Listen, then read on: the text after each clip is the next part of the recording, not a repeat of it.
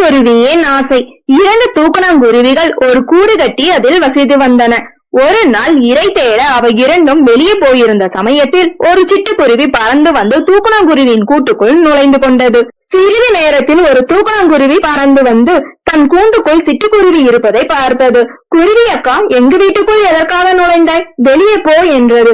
நான் போக மாட்டேன், உன்னால் முடிந்ததை பார்த்துக்கொள், இனிமேல் இது என் வீடு என்றது சிட்டுக்குருவி. தூக்கணாங்குருவி அங்கிருந்து வருத்தத்துடனும் யோசனையுடனும் பறந்து போனது. சிட்டுக்குருவி கூட்டில் உட்கார்ந்து கொண்டிருந்தது.